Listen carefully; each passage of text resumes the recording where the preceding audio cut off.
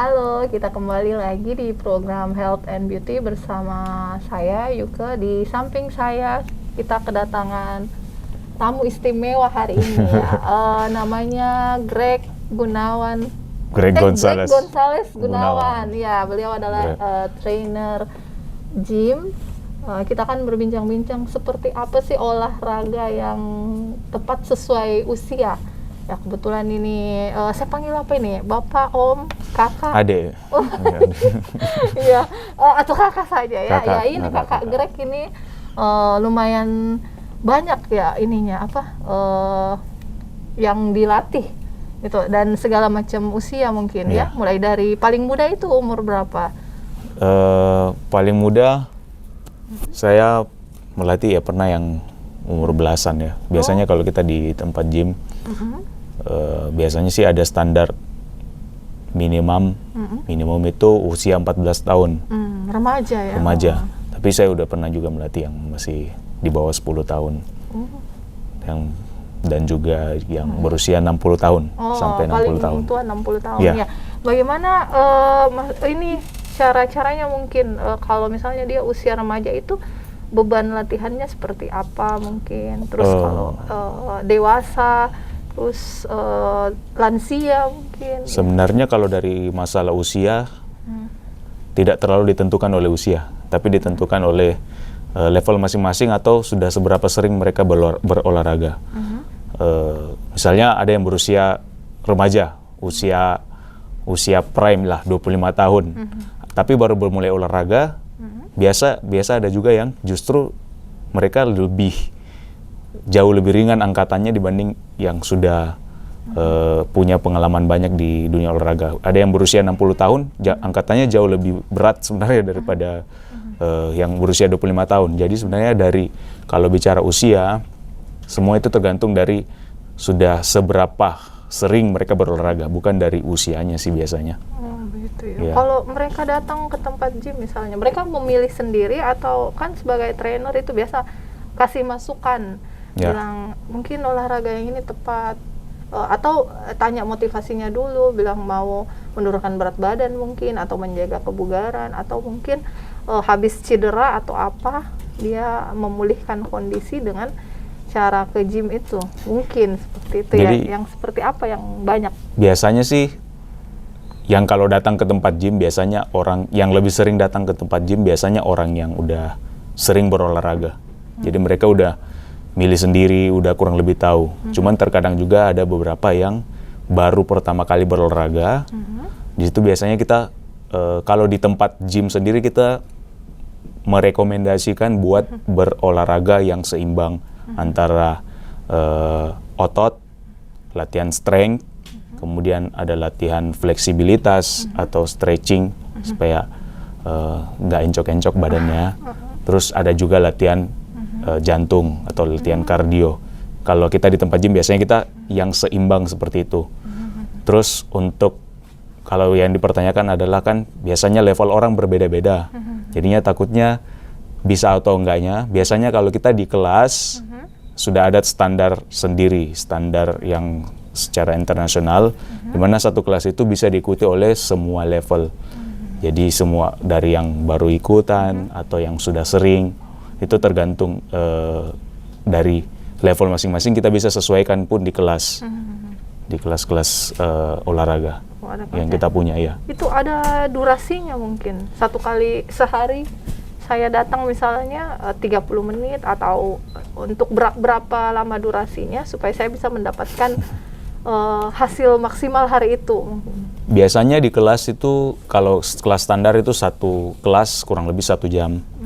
Tapi biasanya kalau yang baru mungkin seperti Mbak siapa lagi? Yuke. Mbak Yuke. Seperti Mbak Yuke itu biasanya kita 20-30 menit. Yang paling penting adalah konsistensi buat dilakukan secara terus-menerus. Besoknya masih datang lagi, seberapa minggu depan, berapa bulan ke depan masih terus dilakukan. Jadi konsistensi, bukan repetisi yang diperbanyak dalam satu kali sesi. Misalnya hari ini saya berolahraga 3 jam, capek selama seminggu, nanti 2 minggu ke depan baru lanjut bukan yang seperti itu yang kita harapkan, tapi 20 atau 15 menit setiap hari, tapi dilakukan secara konsisten setiap hari, itu lebih baik dibanding kayak kita mau panjang dalam satu sesi tapi cuma dilakukan sekali-sekali. Ya. Nah, kalau memilih olahraga yang tepat itu harus sesuai apa tadi, hobi atau ikut-ikut temennya atau bagaimana? Itu kan biasa ada, saya mau ini olahraga begini. Mungkin saya mikirnya lebih cepat terbakar kalori. Sebenarnya kalau apalagi yang buat ini ceritanya buat orang yang baru ya. Kalau buat yang baru sebaiknya dilakukan terserah sih, mau dari ikut-ikutan teman ataupun ada motivasi tersendiri. Yang paling penting yang perlu dicari dulu di awalnya kalau kita masih baru memulai adalah lakukan olahraga yang kita sukai dulu. Kita mencari yang kita sukai. Ketika kita udah mulai suka, baru kita mulai mencari jalan-jalan lain yang lebih baik lagi. Misalnya, saya udah tahu nih berolahraga, saya suka lari. Nah, ketika saya udah sering berlari, saya ternyata, saya mau badan saya bentuknya kayak gini. Terus kita mencari tahu, ternyata kalau kita mau bentuk badan seperti ini, nggak bisa cuma berlari. Ya, kita cari lagi. Yang penting kita suka dulu, sama dengan kalau kita tertarik dengan lawan jenis kan. Kita suka dulu, kita terserah mau ngapain, yang penting kita bisa sama-sama dia. Yang penting suka dulu. Yang penting suka dulu.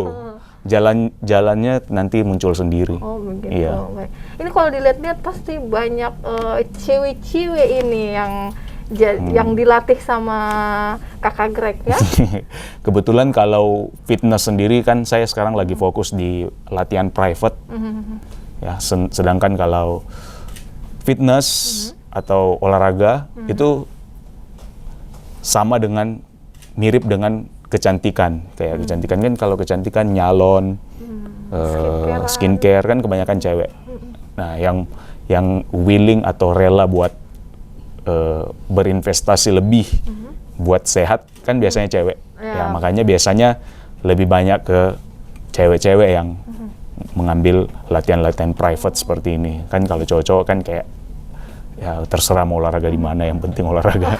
Iya, kalau cewek-cewek kan lebih kayak memperhatikan kecantikan dan rela berinvestasi lebih buat yang penting cantik. Ya, cantik dan sehat ya. Terus ada kendalanya tidak itu? Kan kalau cewek itu, aduh bagaimana ini, saya mau megang apanya ini, kalau ini tuh misalnya dilatih harus ditegak mungkin tubuhnya, kan itu harus menyentuh fisiknya atau bagaimana? Ada beberapa step buat kita menginstruksikan, misalnya ada kesalahan pada cara bergerak. Ya. Jadi yang pertama kita harus dari awal yang kita sebutkan saja dulu, bilang misalnya tulang punggungnya dipanjangkan, bawa dadanya jauh, tinggi ke atas, bahunya turun, ya. Kalau misalnya sudah sampai 3 kali instruksi, ini kalau dari dalam latihan private ya, 3 kali instruksi masih sulit buat terkoreksi atau dibenarkan, baru kita mulai menyentuh dengan 1 jari atau 2 jari. Oh, begitu. Ya. Atau ada yang modus mungkin. Aduh, modus. Kakak Greg, saya tidak tahu harus bagaimana. Kan biasa ada seperti itu. Sepertinya saya jarang sih. Jarang. Karena mereka udah kenal saya tidak macam-macam. Bahaya ini Kakak Greg. Mereka udah kenal saya tidak macam-macam, jadi mereka tidak mau modus. Tapi kalau laki-laki langsung saja, ini pantatnya. Laki-laki pasti dipukul langsung, ini. Jadi kita mau lihat juga ini bagaimana sih hasil latihan. Misalnya ini kan kita punya contoh hidup ini Kakak Greg ya. Ini Kakak Greg bagaimana membentuk six pack-nya bertahun-tahun mungkin atau beberapa bulan. Jadi sebenarnya dari awal saya kemudian terbentuk badan saya. Saya cuman karena dulu sebelumnya saya kelebihan berat badan, obesitas. Dulu dengan tinggi 171, berat badan terberat saya itu 98 kg. Wow. Di tahun 2008 waktu masih SMA. Jadi mulai dari situ ya karena puber, jadinya ingin menurunkan berat badan. Mulai dari 2008 Tapi saya mulai nge-gym itu dari pertama kali nginjak gym itu 2009. Awalnya saya cuman di rumah, cuman latihan push up, sit up. Selama 4 bulan saya turun 20 kilo. Wow. Dulu. Kemudian setelah itu cuman konsisten aja lakukan olahraga, seimbangkan pola makan dan segala macam. Akhirnya terbentuk sendiri. Maksudnya saya nggak punya seperti goals yang saya mau badan saya seperti ini. Dulunya sih enggak. Cuman konsisten aja untuk menjaga berat badan. Akhirnya badan saya terbentuk sendiri seperti sekarang ini. Ada tips tidak untuk cewek-cewek terutama ya yang sangat sulit menurunkan berat badannya? Misalnya selain kita kan biasa juga cewek-cewek itu olahraga keras begini, sudah berkeringat, tapi aduh lapar gitu. Kan kebiasaan kita itu kalau sudah olahraga lapar, pergi cari makan. Jadi kalori yang sudah terbakar sejam setengah sampai 1 jam itu, tiba-tiba kita makan, tiba-tiba loh rasanya kok tidak turun ya ini timbangan. Sebenarnya kan itu lambung kita ada 2. Satunya di kepala, satunya di perut. Kebanyakan kita cuma memakai yang lambung yang di kepala. Jadi salah satu yang sepanjang pengalaman saya yang pernah saya lihat dan aplikasikan ke klien-klien saya, kebanyakan miss-nya orang adalah kurang bisa mengatur pola makannya. Misalnya dia makan lagi. Sebenarnya kan yang bikin kita berat badan itu ngemilnya. Kita merasa itu sedikit tapi ternyata kalorinya besar. Seperti apa itu? Contohnya kacang. 1 biji kacang mentah itu kurang lebih 6-9 kalori. Itu mentah, belum digoreng. Kalau udah digoreng lebih tinggi. Nggak mungkin kan kita orang kalau makan kacang cuma 1 biji. Pasti minimal 200 biji. Minimal 200 biji. Belum kacang telur itu. Baru kacang mentah. Itu contohnya. Biasanya kita susah buat turun berat badan karena kita tidak mengerti apa yang kita konsumsi. Sepertinya contohnya seperti kacang. Kita kan udah tahu ini kalorinya. 6 kalori ini 1 biji. Kalau kita makan kacang, nggak mungkin cuma 2 genggam. 2 genggam, 1 bungkus lah. Itu 1 bungkus kurang lebih bisa 1000 kalori. Itu baru kacang. Ya, nah untuk membakar 1000 kalori itu sulit. Lebih sulit ya. Sangat sulit untuk membakar 1000 kalori. Sangat sulit. Jadi sebenarnya karena kita kurang mengerti apa yang kita konsumsi itu seberapa banyak. Kita biasanya kayaknya ini cuma sedikit lah. 2 jam kemudian makan lagi. Ya. Biasanya kita kalau salah satu yang paling mudah mungkin dilakukan adalah kita mulai dengan mencatat semua yang kita makan setiap hari. Kita lihat dan kita kan sekarang udah banyak kalkulator kalori dan segala macam. Kita masukin ke dalam. Ternyata saya hari ini makan 3000 kalori. Oke, besok saya kurangin. Mungkin dari situ kita harus sadar dulu apa yang kita konsumsi setiap harinya. Jadi percuma juga olahraga capek, tapi ngunyah tetap ya. Mungkin kalau di 2-3 bulan awal, kita kan belum terbiasa dengan salah satu jenis olahraga. Itu biasanya kita mau makan yang sama seperti dulu, berat badan kita mungkin masih bisa tetap turun walaupun kita makan yang seperti dulu. Kita belum kurangin karena badan kita belum terbiasa dengan jenis olahraga itu. Tapi ketika kita sudah mulai terbiasa, ada masa stagnan dulu, berat badan kita akan sama terus, kemudian akhirnya naik kalau kita tidak membuat variasi lagi dengan jenis latihannya kita ataupun cara kita membagi waktu kita untuk mengkonsumsi makanan. Jadi harus seimbang antara apa yang masuk dan apa yang keluar ya. Maksudnya di olahraga untuk berkeringat dan untuk membentuk otot mungkin itu hadiahnya ya apa? Hadiahnya.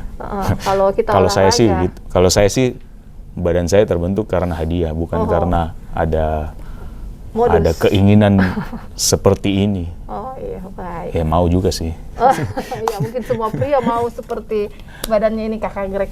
Ya baik, menarik sekali perbincangan kita hari ini. Terima kasih banyak ini Kakak Greg sudah mampir dan memberikan ilmunya ya.